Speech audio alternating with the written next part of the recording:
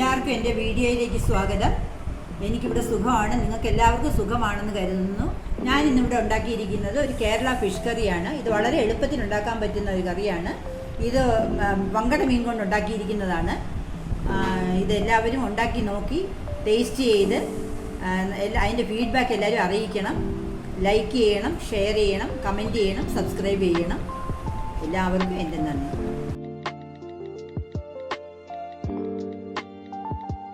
നമുക്ക് മീൻകറി വയ്ക്കാനായിട്ട് തുടങ്ങാം. ഇതിലേക്ക് വേണ്ട സാധനങ്ങൾ രണ്ട് വങ്കട അരിഞ്ഞ കഷ്ണങ്ങൾ, ഒരു 8-10 കഷ്ണം കാണും ഇതിനകത്ത്. അതുകൂടാതെ ഒരു കപ്പ് തേങ്ങ, ഒരു തക്കാളി അരിഞ്ഞത്, കരുവേപ്പില, ഒരു 2 മുളക് നീളത്തിൽ കീറിയത്, ഒരു കഷ്ണം ഇഞ്ചി, ഇതുപോലെ ഒരു കഷ്ണം ഇഞ്ചി ചെറുതായിട്ട് കൊത്തി അരിഞ്ഞത്, ഒരു 3 സ്പൂൺ മുളക് പൊടി, പുളി വെള്ളത്തിലിട്ട് വെച്ചേക്കുന്നത്, ഒരു അര ടീസ്പൂൺ ഉലുവ. ഇനി നമുക്ക് വയ്ക്കാൻ തുടങ്ങാം. ആദ്യം ചട്ടി അടുപ്പിൽ വെച്ച് ചൂടായ ഉടനെ അതിലേക്ക് ഒരു 3 സ്പൂൺ എണ്ണ ഒഴിച്ചു കൊടുക്കണം. നമുക്ക് എണ്ണ ഒഴിച്ചു കൊടുക്കാം.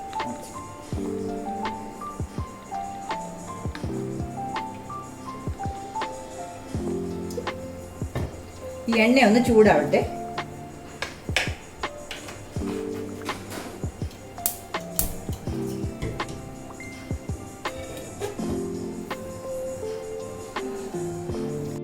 എണ്ണ നന്നായിട്ട് ചൂടായിട്ടുണ്ട്. ഈ സമയത്ത് നമുക്ക് ഒരു അര സ്പൂൺ ഉലുവ ഇട്ട് കൊടുക്കാം.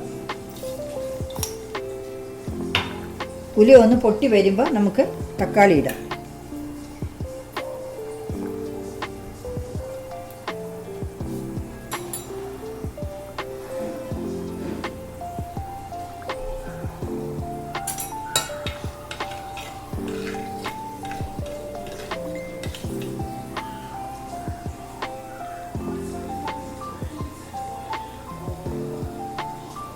ഉലുവ നന്നായിട്ട് പൊട്ടി വരുന്നുണ്ട്.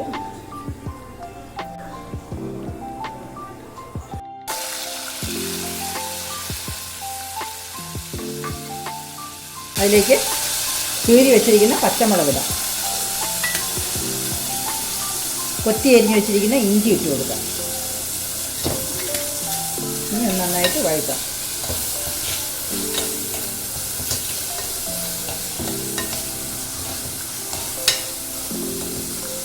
ഒരു 2 മിനിറ്റ് തക്കാളി ഒന്ന് വാടി വരുന്നവരെ നമുക്ക് ഇതൊന്ന് ഇളക്കി കൊടുക്കാം.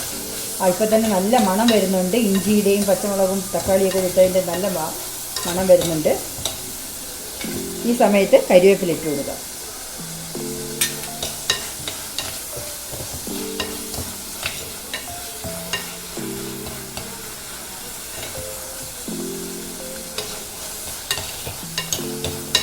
എല്ലാം കൂടി നന്നായിട്ട് ഒന്ന് മൂത്ത് വരുന്നുണ്ട്. ഇപ്പോൾ നമുക്ക് എടുത്തു വെച്ചിരിക്കുന്ന മുളക് പൊടി ഇട്ട് കൊടുക്കാം.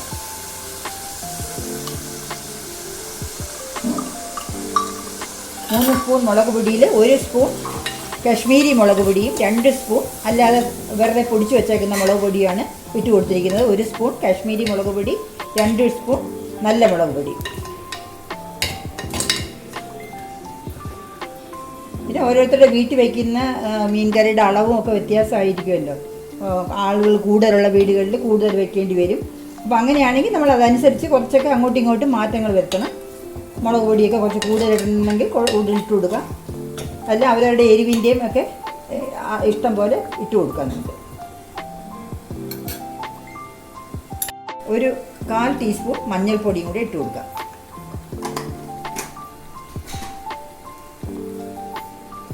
ഇനി ഇതിനകത്തേക്ക് നമുക്ക് ഒരു 1/4 ഗ്ലാസ് വെള്ളം ഒഴിച്ചു കൊടുക്കാം.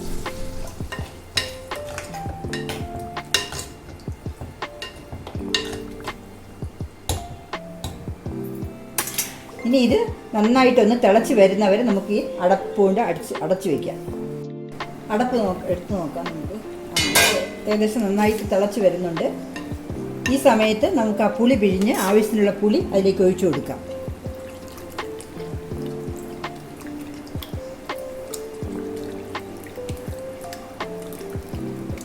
പുളി ഇഷ്ടമുള്ളവർക്ക് കുറച്ച് നിറച്ച് കൂടുതൽ പുളി ചേർക്കാം. പുളി ഇഷ്ടമില്ലാത്തവർ കുറച്ച് പുളി ചേർത്താൽ മതി.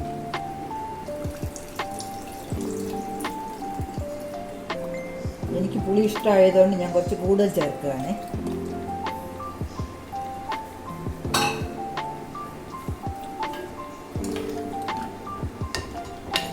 ഇനി ഇത് തിളച്ച് വരുമ്പോഴത്തേക്കും നമുക്ക് തേങ്ങ നല്ലപോലെ അരച്ചുകൊണ്ട് വരാം. നന്നായിട്ട് ഞാൻ അരച്ചുകൊണ്ട് വന്നിട്ടുണ്ട്. അതിവിടെ വയ്ക്കാം.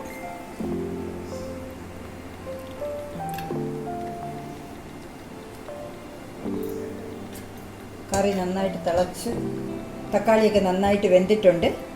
ഇനി ഇതിനകത്തേക്ക് നമുക്ക് ഈ തേങ്ങ അരച്ചത് ചേർക്കാം.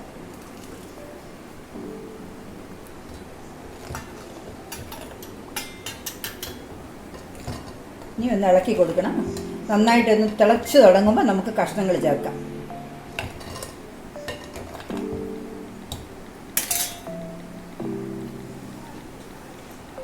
ഇപ്പം തന്നെ ലൈറ്റായിട്ട് തിളച്ച് തുടങ്ങുന്നുണ്ട്. കുറച്ചും കൂടി ഒന്ന് തിളച്ചിട്ട് നമുക്ക് മീനിൻ്റെ കഷ്ണം ഇട്ട് കൊടുക്കാം. ഇത് ഏകദേശം ഒന്ന് തിളച്ച് തുടങ്ങുന്നുണ്ട്. ഇനി നമുക്ക് ഒരു 1-1.5 സ്പൂൺ ഉപ്പ് ചേർത്ത് കൊടുക്കാം.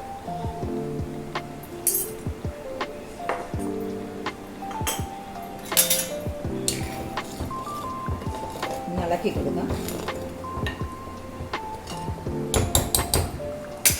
ഇതിലേക്ക് നമുക്കിനി മീനിൻ്റെ കഷ്ണങ്ങൾ ഓരോന്നായിട്ട് ഇട്ട് കൊടുക്കാം.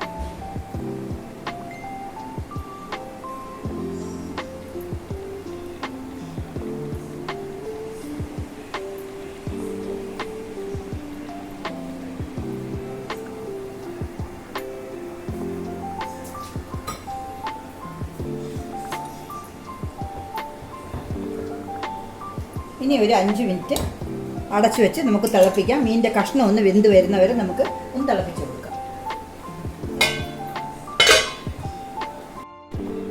നമ്മുടെ മീനിപ്പോൾ ഏകദേശം വെന്തിട്ടുണ്ട്. ഈ സമയത്ത് ഉപ്പും പുളിയൊക്കെ കറക്റ്റാണോ എന്ന് നോക്കിക്കൊള്ളണം. ആവശ്യമുണ്ടെങ്കിൽ ഏതാ ചേർക്കേണ്ടത് ചേർത്ത് കൊടുക്കാൻ വേണം. നമ്മളിതിൻ്റെ മുകളിൽ കറിവേപ്പില ഇട്ട് ഗാർണിഷ് ചെയ്യാം.